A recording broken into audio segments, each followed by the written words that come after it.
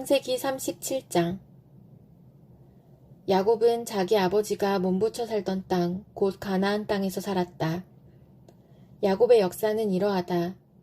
17살 된 소년 요셉이 아버지의 첩들인 빌하와 실바가 낳은 형들과 함께 양을 치는데 요셉은 형들의 허물을 아버지에게 일러바치곤 하였다. 이스라엘은 늙음하게 요셉을 얻었으므로 다른 아들들보다 요셉을 더 사랑하여서 그에게 화려한 옷을 지어서 입혔다. 형들은 아버지가 그를 자기들보다 더 사랑하는 것을 보고서 요셉을 미워하며 그에게 말 한마디도 다정스럽게 하는 법이 없었다.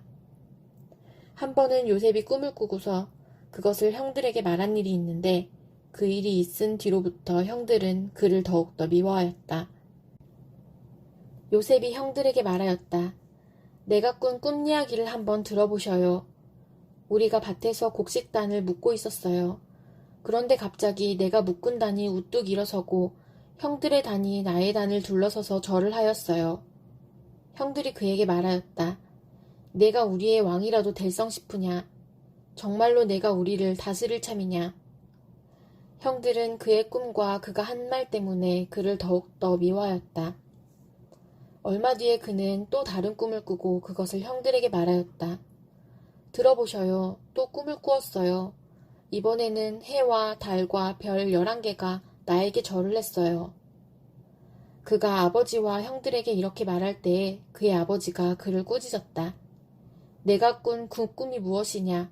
그래, 나하고 너의 어머니하고 너의 형들이 함께 너에게로 가서 땅에 엎드려서 너에게 절을 할 것이란 말이냐? 그의 형들은 그를 시기하였지만 아버지는 그 말을 마음에 두었다. 그의 형들은 아버지의 양떼를 치려고 세겜 근처로 갔다. 이스라엘이 요셉에게 말하였다. 내가 알고 있듯이 너의 형들이 세겜 근처에서 양을 치지 않느냐. 내가 너를 너의 형들에게 좀 보내야겠다. 요셉이 대답하였다. 다녀오겠습니다. 이스라엘이 요셉에게 말하였다. 너의 형들이 잘 있는지 양들도 잘 있는지를 가서 살펴보고 나에게 와서 소식을 전해다오. 그의 아버지는 헤브론 골짜기에서 그를 떠나보냈다. 요셉이 세겜에 도착하였다. 어떤 사람이 보니 요셉이 들에서 헤매고 있었다. 그가 요셉에게 물었다. 누구를 찾느냐? 요셉이 대답하였다. 형들을 찾습니다. 우리 형들이 어디에서 양을 치고 있는지 나에게 일러주시겠습니까? 그 사람이 대답하였다. 너의 형들은 여기에서 떠났다. 도단으로 가자고 하는 말을 내가 들었다. 그래서 요셉은 형들을 뒤따라가서 도단 근처에서 형들이 있는 곳을 알아냈다. 그런데 그의 형들은 멀리서 그를 알아보고서 그를 죽여버리려고 그가 그들에게 가까이 오기 전에 음모를 꾸몄다. 그들은 서로 마주보면서 말하였다. 야, 저기 꿈꾸는 녀석이 온다. 자, 저 녀석을 죽여서 아무 구덩이에나 던져놓고 사나운 들짐승이 잡아먹었다고 하자. 그리고 그 녀석의 꿈이 어떻게 되나 보자. 르우벤이 이 말을 듣고서 그들의 손에서 요셉을 건져내려고 그들에게 이렇게 말하였다. 목숨만은 해치지 말자. 피는 흘리지 말자. 여기 들판에 있는 구덩이에 그 아이를 던져 넣기만 하고 그 아이에게 손을 대지는 말자. 르우벤은 요셉을 그들에게서 건져내서 아버지에게 되돌려 보낼 생각으로 이렇게 말한 것이다. 요셉이 형들에게로 오자 그들은 그의 옷, 곧 그가 입은 화려한 옷을 벗기고 그를 들어서 구덩이에 던졌다. 그 구덩이는 비어있고 그 안에는 물이 없었다. 그들이 앉아서 밥을 먹고 있는데 고개를 들고 보니 마침 이스마엘 상인 한 떼가 길르앗으로부터 오는 것이 눈에 띄었다. 낙타에다 향품과 유향과 몰약을 싣고 이집트로 내려가는 길이었다. 유다가 형제들에게 말하였다. 우리가 동생을 죽이고 그 아이의 피를 덮는다고 해서 우리가 얻는 것이 무엇이냐. 자, 우리는 그 아이에게 손을 대지는 말고 차라리 그 아이를 이스마엘 사람들에게 팔아넘기자. 아무래도 그 아이는 우리의 형제요 우리의 피부치이다. 형제들은 유다의 말을 따르기로 하였다. 그래서 미디안 상인들이 지나갈 때에 형제들이 요셉을 구덩이에서 꺼내어 이스마엘 사람들에게 은 20냥에 팔았다. 그들은 그를 이집트로 데리고 갔다. 르우벤이 구덩이로 돌아와 보니 요셉이 거기에 없었다. 그는 슬픈 나머지 옷을 찢고서 형제들에게 돌아와서 말하였다. 그 아이가 없어졌다. 나는 이제 어디로 가야 한단 말이냐. 그들은 순념소 한 마리를 죽이고 요셉의 옷을 가지고 가서 거기에 피를 묻혔다. 그들은 피 묻은 그 화려한 옷을 아버지에게로 가지고 가서 말하였다. 우리가 이 옷을 주었습니다. 이것이 아버지의 아들의 옷인지 잘 살펴보시기 바랍니다. 그가 그 옷을 알아보고서 부르짖었다. 내 아들의 옷이다. 사나운 들짐승이 그 아이를 잡아먹었구나.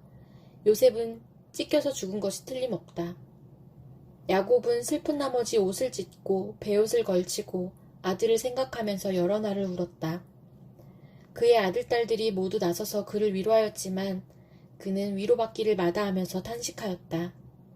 아니다. 내가 울면서 나의 아들이 있는 수올로 내려가겠다. 아버지는 잃은 자식을 생각하면서 울었다. 그리고 미디안 사람들은 이집트에서 요셉을 보디발이라는 사람에게 팔았다. 그는 바로의 신하로서 경호대장으로 있는 사람이었다. 창세기 38장. 그 무렵에 유다는 형제들에게서 떨어져 나가 히라라고 하는 아둘람 사람이 사는 곳으로 가서 그와 함께 살았다. 유다는 거기에서 가나안 사람 수아라고 하는 사람의 딸을 만나서 결혼하고 아내와 동침하였다. 그가 임신하여 아들을 낳으니 유다가 그 아들 이름을 에르라고 하였다. 그가 또 임신하여 아들을 낳았다. 이번에는 아이의 어머니가 그 아들 이름을 오난이라고 하였다. 그가 또다시 아들을 낳고 이름을 셀라라고 하였다. 그가 셀라를 낳은 곳은 거십이다. 유다가 자기 맏아들 에르를 결혼시켰는데 그 아내의 이름은 다말이다.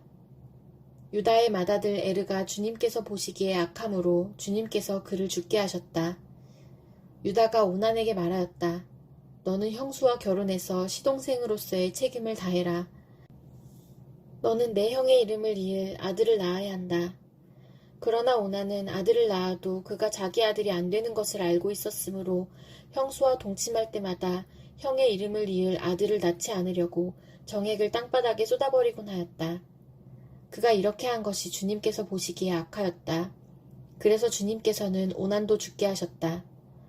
유다는 자기의 며느리 다말에게 말하였다. 나의 아들 셀라가 다 클 때까지 너는 내 친정 아버지 집으로 돌아가서 과부로 살고 있거라. 유다는 셀라를 다말에게 주었다가는 셀라도 제 형들처럼 죽을지 모른다고 생각하였다. 그 뒤에 오랜 세월이 지나서 수아의 딸 유다의 아내가 죽었다. 곡을 하는 기간이 끝났을 때에 유다는 친구 아둘람 사람 히라와 함께 자기 양들의 털을 깎으러 딥나로 올라갔다.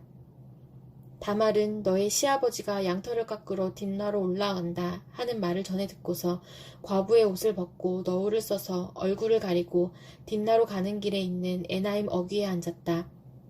그것은 막내 아들 셀라가 이미 다 컸는데도 유다가 자기와 셀라를 짝지어주지 않았기 때문이다. 길을 가던 유다가 그를 보았지만 얼굴을 가리고 있었으므로 유다는 그가 창녀인 줄 알았다. 그래서 유다는 그가 자기 며느리인 줄도 모르고 길가에 서 있는 그에게로 가서 말하였다. 너에게 잠시 들렀다가마. 자, 들어가자. 그때 그가 물었다. 저에게 들어오시는 값으로 저에게 무엇을 주시겠습니까? 유다가 말하였다. 나의 가축대에서 새끼 염소 한 마리를 보내마. 그가 물었다.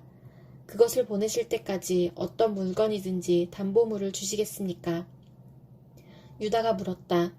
내가 너에게 어떤 담보물을 주랴? 그가 대답하였다. 가지고 계신 도장과 허리끈과 가지고 다니시는 지팡이면 됩니다. 그래서 유다는 그것들을 그에게 맡기고서 그에게 들어갔는데 다말이 유다의 아이를 임신하게 되었다. 다말은 집으로 돌아와서 너울을 벗고 도로 과부의 옷을 입었다. 한편 유다는 자기 친구 아둘람 사람 편에 새끼 염소 한 마리를 보내고 그 여인에게서 담보물을 찾아오게 하였으나 그 친구가 그 여인을 찾지 못하였다. 그 친구는 거기에 사는 사람들에게 에나임으로 가는 길가에 서 있던 창녀가 어디에 있느냐고 물었다. 그러나 그들의 말이 거기에는 창녀는 없다고 하였다. 그는 유다에게 돌아가서 말하였다. 그 여인을 찾지 못하였네. 그보다도 거기에 사는 사람들이 그러는데 거기에는 창녀가 없다고 하네. 유다가 말하였다. 가질 테면 가지라지. 잘못하다가는 창피만 당하겠네. 어찌하였든지 나는 새끼 염소 한 마리를 보냈는데 다만 자네가 그 여인을 찾지 못한 것뿐일세. 석 달쯤 지난 다음에 유다는 자기의 며느리 다말이 창녀짓을 하여 임신까지 했다는 소문을 들었다. 유다가 명하였다. 그를 끌어내서 화형에 처하여라. 그는 끌려나오면서 시아버지에게 전가를 보냈다. 저는 이 물건 임자의 아이를 버렸습니다. 하고 말하였다. 다말은 또 말을 계속하였다. 잘 살펴보십시오. 이 도장과 이 허리끈과 이 지팡이가 누구의 것입니까? 유다는 그 물건들을 알아보았다. 그 아이가 나보다 옳다. 나의 아들 셀라를 그 아이와 결혼시켰어야 했는데 하고 말하였다. 유다는 그 뒤로 다시는 그를 가까이 하지 않았다. 다말이 몸을 풀 때가 되었는데 태 안에는 쌍둥이가 들어있었다.